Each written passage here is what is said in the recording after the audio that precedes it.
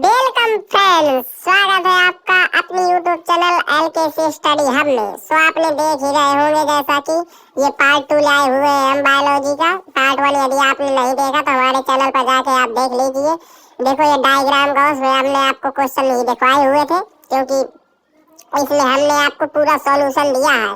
ये समझिए कि एक एक हाथ से बना करके चित्र, बिल्कुल एक एक चीज बताई हुई है आपको। आप ये पूरा वीडियो देख कर भर जाइएगा, 100% गारंटी है। यूपी बोर्ड में इनसे बाहर कोई भी डायग्राम नहीं जा सकता, तो आप केवल इतना ही पढ़ के जाइएगा। बहुत ही इम्पोर्टेंट और बहुत ही मोस्ट चीजें हम आपके लिए छाट के लाए हैं। तो चलते हैं क्वेश्चनों की तरफ। आपने देखा होगा क्वेश्चन 1, इसी में अगर आंसर है, इसी में चित्र बना, जो जो क्वेश्चन के बने हुए थे हमने आपको दिखाए थे पिछले वीडियो में, वो चित्र आपको ठीक है। बाकी जो नहीं बने थे वो न्यू चित्र आपको अब मिलेंगे, ठीक है।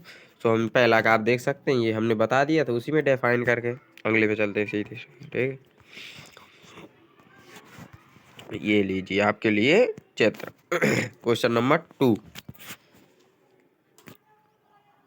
क्वेश्चन नंबर 2 चित्र ये देख लीजिए।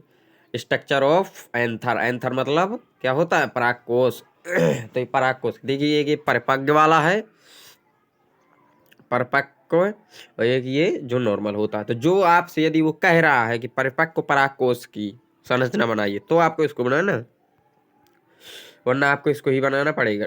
ठीक है। तो जो ये ऊपर होता है, ये कोई मतलब सेल नहीं होता, इनको तो वो कहते हैं लघु बीजाणु मात्र कोश का, लघु बीजाणु मात्र कोश का।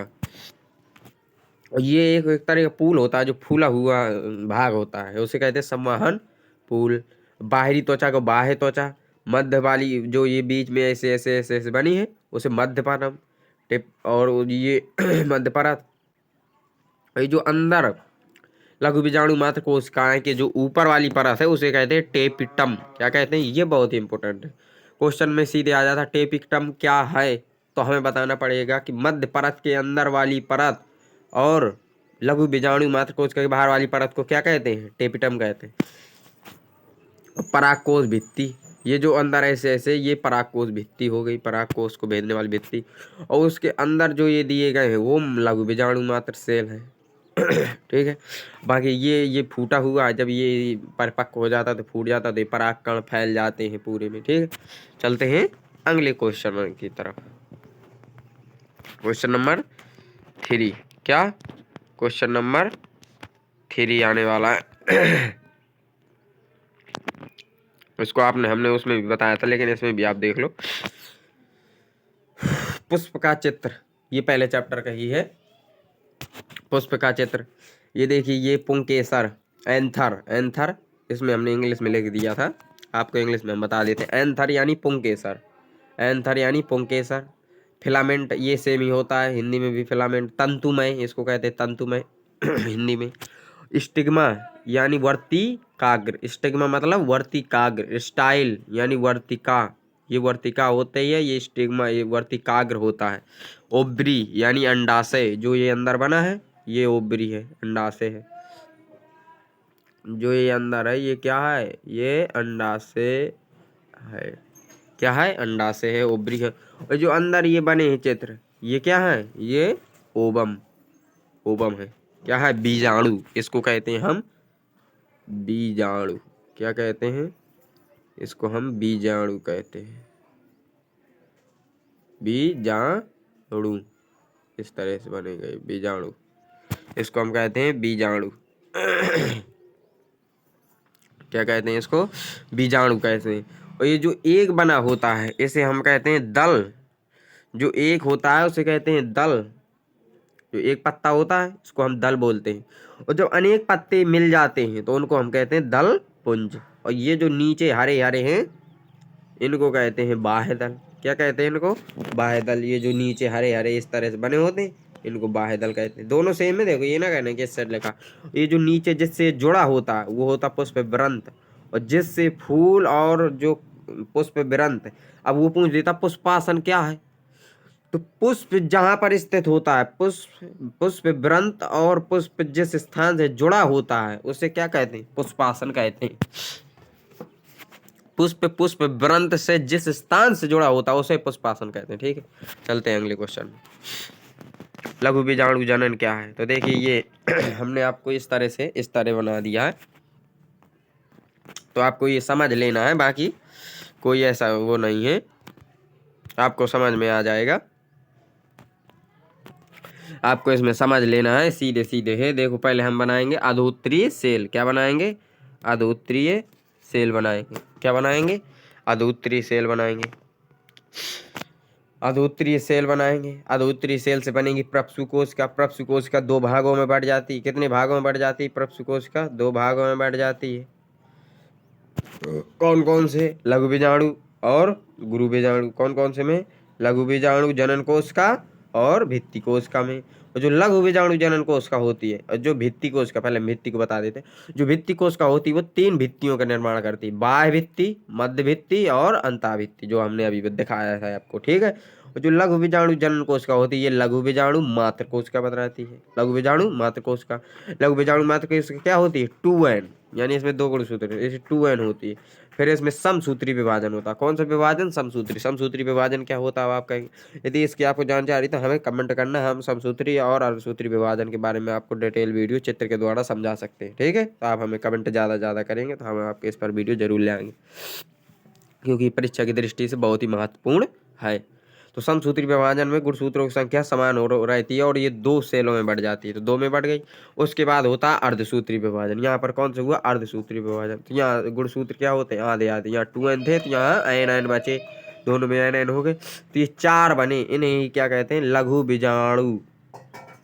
लघु बीजाणु, 4 लघु बीजाणु या परागकण। ठीक है। यहाँ तक प्रोसेस दिखवाना पड़ता है। यदि आपने इतना दिखवा दिया बस आपको पूरा नंबर मिल के जाएगा। चलते हैं अगले क्वेश्चन की तरफ। अगला क्वेश्चन आप देख सकते हैं, ये प्रपसु कोश का, ये आपको चित्र थोड़ा ब्लर दिख रहा होगा, उसके लिए सॉरी। बाकी हम आपको इसमें समझा देते हैं, कोई ब्लर नहीं चित्र है, हम आपको पढ़ के बता देंगे कौन क्या है। गुरु बीजाणु जनन का ये चित्र है आपके लिए। देखिए हम इसको बताते हैं। इसमें आपको 5 चित्र बनाने पड़ते हैं। कितने? 5। इसका एक और वो दूंगा आपको, जैसे ये वाला कठिन लग रहा हो तो इसके लिए एक चित्र और है जो बहुत ही सरल है। ठीक है। तो आप इसको भी देख सकते हैं। कुछ नहीं करना होता है आपको, इस तरह टोपीनामा एक बना देना। क्या करना है? इस तरह टोपीनामा बना देना है। पहले वाले में एक गोला बना देना है, उसके अंदर एक बिंदी रख देनी, बाकी ये सब ऐसे ऐसे ऐसे ऐसे ऐसे ऐसे ऐसे ऐसे कर करके भर डालना है। ठीक है। कोई कठिन काम नहीं है। दूसरे में 2 कोशिका बना देनी अंदर, तो एक जिसमें एक को अंदर बनी होगी एक कोशिका, उसे कहेंगे हम, क्या कहेंगे? प्रपसु कोशिका। जिसमें 2 बन जाएंगे तो एक भित्ति कोशिका और एक प्राथमिक पुंज बीजाणु जनन कोशिका। ऊपर वाली है बस इनके नाम है, उसमें पुंज बीजाणु की जगह गुरु बीजाणु होगा। इसमें क्या है? पुंज बीजाणु कोशिका है। ठीक है। क्योंकि ये मादा में होता है, वो नर में होती है। फिर यहाँ पर बनेंगी 3, 2 भित्ति कोशिका और एक गुरु बीजाणु जनन कोशिका। उसके बाद ये बनेंगी यहाँ 4 और 2 अलग। जो 4 होंगे उन्हें कहेंगे गुरु बीजाणु चतुष्क, और जो 2 बनेगी वो तो भित्ति लिखने की जरूरत नहीं।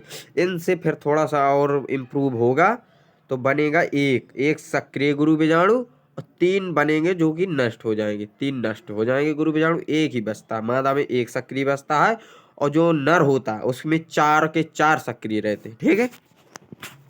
चलते हैं अगले में।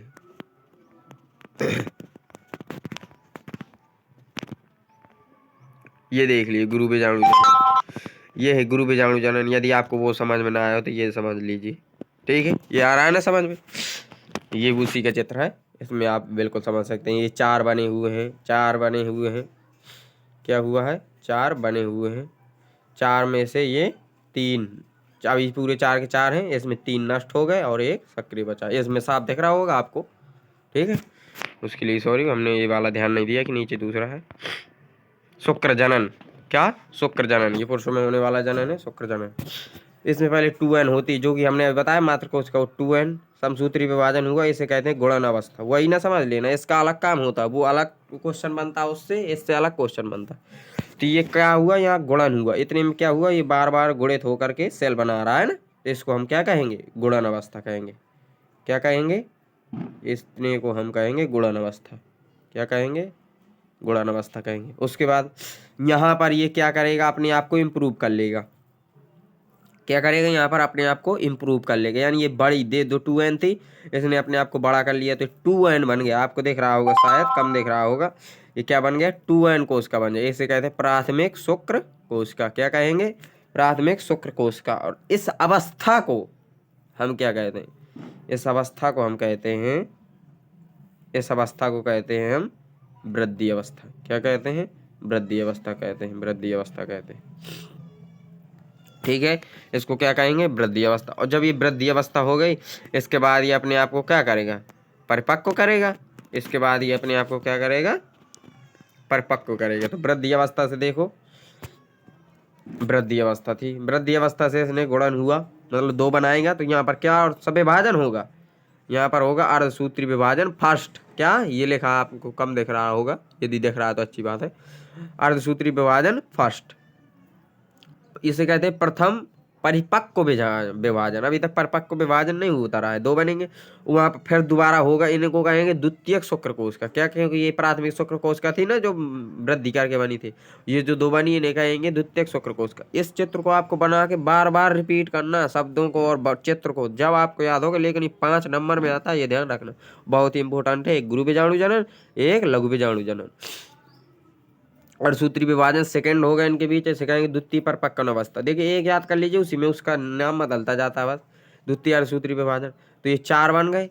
अब इन 4 हो गए 4 पूर्व शुक्राणु। अब ये पूर्व बने, अब इनका क्या होगा? शुक्र कायांतरण। क्या होगा? शुक्र कायांतरण। शुक्र कायांतरण के द्वारा इस तरह से 4 शुक्राणु बन जाएंगे। हो गया? ठीक, यहाँ तक क्लियर? यदि कोई डाउट हो तो हमें बताना आप कमेंट करके। चलते हैं अगले क्वेश्चन की तरफ। शुक्राणु, शुक्राणु की संरचना। ये देखिए कल हमने आपको बताया था, लेकिन आपको पता नहीं। यदि इसका देखो फर्स्ट वीडियो पहले डाला है, फर्स्ट पार्ट 1 इसका डाला हुआ चैनल पर, आप जाके देख सकते हैं। ठीक है, ये पार्ट 2 है आपके लिए हम लाए हुए। उसमें हमने आपको क्वेश्चन दिखवाए थे कि क्वेश्चन किस तरह से यूपी बोर्ड में बन सकता है, वो क्वेश्चन दिखवाया हुआ है। इसमें आपको उसका हम सॉल्यूशन करवा रहे हैं। ठीक है, पार्ट 2 है, आप चैनल पर जाके देख सकते हैं, कोई ऐसा नहीं है। तो ये देखिए ये बना है, इसे हेड कहते हैं। हेड क्या है? ये यहाँ से यहाँ तक ये हेड है। हेड में क्या क्या आता है? Genetic material, DNA. क्या आएगा? जेनेटिक मटेरियल जो अंदर है इसे कहते हैं जेनेटिक। ये जो ऊपर है ये बहुत इंपॉर्टेंट है। क्या है? ये बहुत इंपॉर्टेंट चीज है जो ऊपर है, इसे कहते हैं एक्रोसोम। बहुत ही इंपॉर्टेंट कहते हैं एक्रोसोम। क्या है? तो ये भेदने का काम करती है अंडाणु को। और जहाँ से हेड जुड़ा होता है इसे कहते हैं नेक, गर्दन। और ये मिडल वाले पार्ट को कहते हैं मिडल पार्ट। इसके अंदर जो ये बने हुए ऐसे, ये होते हैं माइक्रोकॉन्ड्रिया, जो कि ऊर्जा प्रदान करते हैं। ये जो नीचे बना होता है ये टेलपोस्ट, बहुत ही सरल, लेकिन ये 2 नंबर 3 नंबर में आता है। ये समझिए, आपको फ्री का नंबर दे के जाता है, कुछ नहीं है उसमें। इसलिए इसे आप बहुत अच्छे से तैयार करना। ठीक है, आप बना करके बार बार करें, हमारी वीडियो को एक आध बार रिपीट करके भी देख सकते हैं और अच्छा समझ में आ जाएगा आपको। ठीक है, चलते हैं अगले क्वेश्चन में। मादा जनन तंत्र। क्या? मादा जनन तंत्र, मादा जनन तंत्र। इसमें ये क्वेश्चन नंबर 10 है। ये देखो, हमें आपने आपके लिए क्वेश्चन नंबर भी डाल देगा, उसमें आपको क्वेश्चन दिखवाएगा फर्स्ट पार्ट में, तो आप यहाँ उनका सोल्यूशन देख सकते हैं। ठीक है, पार्ट 1 देखने के बाद। ये देखिए इसको आपको बनाना बहुत सरल है, हमने हाथ से ही बनाया, कोई ऐसा नहीं कि हमने कहीं से चित्र ला के इसमें प्रिंट कर दिया है। ओरिजिनल कॉपी ही है, ये लाइनें देख रही होंगी, बाकी ये तो थोड़ा सा ब्लर हो गया वो बैकग्राउंड, जो उस वजह से आपको अच्छा दिखाने के बाद कारण, क्योंकि ब्लैंक पेज में था ना। तो ये देखिए आपको यहाँ से इस तरह से बनाना है। पहले यहाँ से स्टार्ट करेंगे, ऐसे ऐसे बना लेंगे इसको, यहाँ से ऐसे, फिर इनको ऐसे ऐसे करके जोड़ देंगे, इनको जोड़ देंगे। और ये जो होती है ओब्री, ओब्री यानी अंडा से। ये क्या है? ओब्री। ओब्री मतलब अंडा से होता है, ओब्री का मतलब अंडा से। ओब्री यानी अंडा से बन गया। और ये जो ट्यूब होती है इसे कहते हैं फैलोपियन ट्यूब। ये जो फूला हुआ भाग इसे कहते हैं एम्पूला। यहाँ पर निषेचन होता है। क्या होता है? निषेचन होता है। ये बहुत इंपॉर्टेंट है, ध्यान रखना। यहाँ पर क्या होता है? निषेचन होता है। और ये जो यहाँ बीच में ऊपर फूला हुआ भाग इसे कहते हैं फंडस। क्या कहते हैं? फंडस। ये तो फूला हुआ भाग होता है फीमेल में, ये फूला हुआ जो भाग होता है जनन तंत्र के ऊपर, जो फूला हुआ भाग होता है इसे कहते हैं फंडस। यहाँ पर सघन यानी बाल उगते हैं। ठीक है, चलते हैं अगले। यूटरस। क्या है? यूटेरस। यूटरस मतलब गर्भाशय। ये देखिए इंग्लिश में नाम लिखे होंगे, हम आपको इनकी हिंदी बताते जा रहे हैं, आप हिंदी भी लिख सकते हैं। यूट्रस, यूट्रस होता है गर्भाशय। और ये होती हैं फिब्री, फिब्री मतलब झालरदार कीप, इनकी हिंदी होती, लिख लो आप, झालरदार कीप। क्या होगा? झालरदार कीप होता है। ये जो यहाँ पर ऐसे ऐसे ऐसे बना, इसे कहते हैं सर्वेक्स। सर्वेक्स मतलब होता है ग्रीवा। क्या होता है? ग्रीवा। विजाइना यानी योनी, विजाइना मतलब योनी, योनी होगा। ये 3 परतें होती है, ये बहुत इंपॉर्टेंट होती है गर्भाशय की। जो बाह्य परत होती है इसे कहते हैं पेरीमेट्रियम। पेरीमेट्रियम क्या है? बाह्य परत। मायोमेट्रियम मतलब मध्य परत। इंडोमेट्रियम मतलब अंतः परत। बन गई तीनों, तीनों की हिंदी लिख लो। पेरीमेट्रियम बाह्य परत, मायोमेट्रियम मध्य परत और इंडोमेट्रियम अंतः परत। ठीक है, चलते हैं अगले में क्वेश्चन की तरफ। क्वेश्चन नंबर 12, स्त्री ग्रंथि की संरचना। क्या है? स्त्री ग्रंथि की संरचना। ये आपको दिख रहा होगा बहुत कठिन है, लेकिन ये बहुत बनाना बहुत सरल है। ठीक हो, एक पहले यहाँ से ऐसे ऐसे ऐसे करते चले आना, दूसरा यहाँ से बीच में जगह छोड़ देनी है, इस तरह से ये ले आके इस तरह से यहाँ पर जोड़ देना। बाकी ये सब ऐसे ऐसे छोटे छोटे छोटे छोटे कुछ भी बना, तो जरूर नहीं किसी की जैसा हो। इस तरह से डंडी यहाँ जोड़ दिया जाता है कि ये नलिकाएँ जा रही हैं, कोशिकाएँ जा रही हैं, इसमें ऐसे ऐसे डंडी बना के कूपिकाएँ बना देते हैं, जिसमें कि दुग्ध भरता है और बनता है। इसे कहते हैं चूचक। ये वसा होता फैट। स्तन कूपिकाएँ जिनमें दुग्ध का निर्माण होता है। स्तन पालियाँ जिनमें भरा होता है, जिनके द्वारा यहाँ स्राव होता है। ठीक है, हार्मोन्स के कारण। ठीक है, चलते हैं अगले क्वेश्चन की तरफ। नर जनन तंत्र की संरचना। ये बहुत ही इंपॉर्टेंट है, हेडिंग देख लीजिए, बाकी ये आ नहीं रहा है तो हम आपको ऐसे दिखाते हैं। नर जनन तंत्र की संरचना देखने लगा पूरा। ठीक है, तो आपको ये दिख रहा है, ये तो बहुत कठिन है भाई, तो नहीं, ये ऐसा कुछ नहीं, बहुत ही सरल तरीके से इसको बनाना जाता है। हम आपको अभी एक एक तरीका समझाते हैं। देखो, यहाँ से पहले आपको इधर से बनाना स्टार्ट करना है, इधर से बनाना स्टार्ट करना है, इस तरह से ये बना देंगे। फिर उसके बाद ये थोड़ी ऊपर का ऐसे बना के ये बना देंगे शिश्न।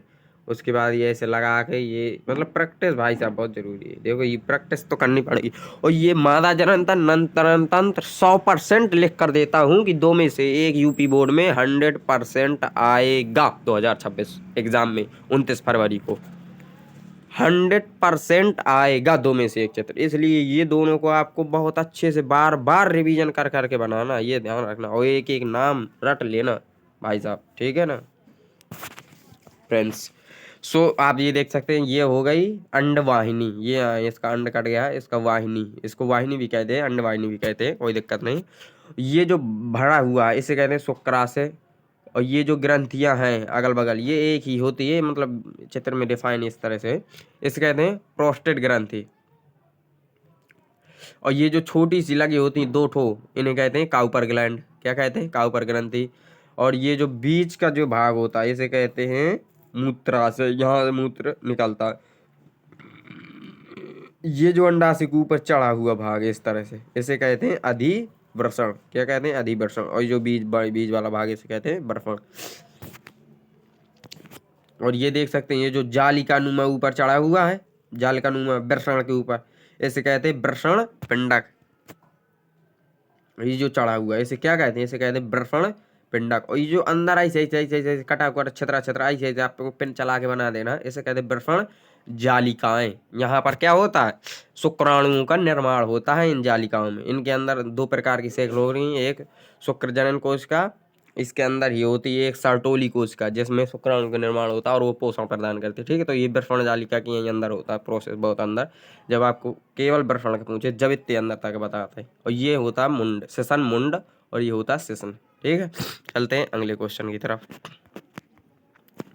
अंडाणु की संरचना। किसकी? अंडाणु। महिलाओं में जो अंडाणु बनता है ये उसकी संरचना है, अंडाणु की संरचना। ये पूरा एक अंडाणु है। ये जो ऐसे ऐसे ऐसे ऐसे ऐसे बने हुए हैं, ये रसांकुर या सूक्ष्मांकुर, 2 में से एक कह सकते। और ये जो अंदर है इसे कहते हैं केंद्रक। और उसके भी अंदर जो ब्लैक ब्लैक संरचना है उसे कहते हैं केंद्रिका। क्या कहते हैं? केंद्रिका। ये मुख्य पार्ट होता है, केंद्रक और केंद्रिका। इसी के विभाजन से ही आगे प्रोसेस बढ़ता है। ठीक है, ये जो नीचे होती है इसे कहते हैं हम प्राथमिक अंडकोश का। क्या कहते हैं? प्राथमिक अंडकोश का। और इन्हें कहते हैं सहायक कोशिका। ये गोलजिकाएं बनी हुई हैं जो इस तरह से। बाकी इसे आप बहुत अच्छे से देख लीजिए, बहुत ही इम्पोर्टेंट है। जितने भी हम आपको करवा रहे हैं आप केवल इतने तैयार कर लो तो ये समझ लो गारंटी के साथ आपको पूरे आधे नंबर बायोलॉजी में दिला करके जाएंगे, ठीक है। अंडाणु जनन, जिस तरह हमने आपको शुक्राणु जनन बताया था उसी तरह ये अंडाणु जनन है। कुछ प्रोसेस बस नीचे अलग होते हैं, इसमें बस बाकी सेम रहता है। यदि आपने उसको अच्छे तैयार कर लिया तो ये भी हो जाएगा आपको। 2n की कोशिका एक बनती है, उसमें गुणन प्रवस्था इसकी सेम ही होती है, देखो उसी में जैसा था इसमें भी वैसे ही है। उसके बाद आएगी वृद्धि प्रवस्था। कौन सी प्रवस्था? वृद्धि प्रवस्था। वृद्धि प्रवस्था से आप समझना है, इसमें वृद्धि प्रवस्था से अलग होता है प्रोसेस थोड़ा सा। इसे कहते हैं प्राथमिक अंडकोश का, उसे कहते हैं प्राथमिक शुक्रकोश का। अर्धसूत्री विभाजन फर्स्ट हुआ, प्राथमिक ध्रुवीय कोश का बन जाए। ये ध्यान देने योग्य बात है, इसमें केवल एक ही बनेगा द्वितीय अंडकोश का। यहाँ बना था ना प्राथमिक अंडकोश का, यहाँ बन जाएगी द्वितीय अंडकोश का। और एक छोटी सी सेल बनेगी, ये बड़ा बनेगा और ये छोटी सेल बनेगी, इसे कहते प्राथमिक ध्रुवीय कोशिका है। ये किसी काम की नहीं होती। इससे जब दोबारा बनेंगी तो 2 ध्रुवीय कोशिका बन गई। एक जो ये बड़ा वाला अंडाणु था इसके 2 बनेंगे, एक बड़ा बनेगा और एक छोटा। जो छोटा बनेगा वो ध्रुवीय कोशिकाओं में ही गिना जाएगा। तो यहाँ पर 3 ध्रुवीय कोशिकाएं हो गई। कितनी? 3 ध्रुवीय कोशिकाएं। और एक ये जो बना है इसी से वो हो गया सक्रिय अंडाणु जो निषेचन करेगा। इस अवस्था को कहते हैं परिपक्वन अवस्था। यहाँ पर अर्धसूत्री विभाजन सेकंड भी हुआ, द्वितीय अंडकोशिका में अर्धसूत्री विभाजन सेकंड हुआ, ठीक है। चलते हैं अगली क्वेश्चन की तरफ। परिसार्थ संकरण, ये बहुत इंपॉर्टेंट। आरेख is a very important for UP board या अदर बोर्ड्स, कोई भी बोर्ड हो। क्योंकि भाई ये अगर बने देख गए एग्जामिनर को तो वो समझ जाता है कि बच्चे को आता है, क्योंकि जो कोई ये बनवा लेगा वो उसको वो तो आता ही है। तो ये इसमें बनाएंगे T, capital T small T, capital T small T, small T small T. ये परिसार्थ संकरण है, ये ध्यान रखना। ये 2-3 प्रकार के होते हैं, एक इसका दूसरा इसे मिलता जुलता नाम होगा। संकरण कई प्रकार का होता है। ये कौन सा संकरण है? परिसार्थ संकरण।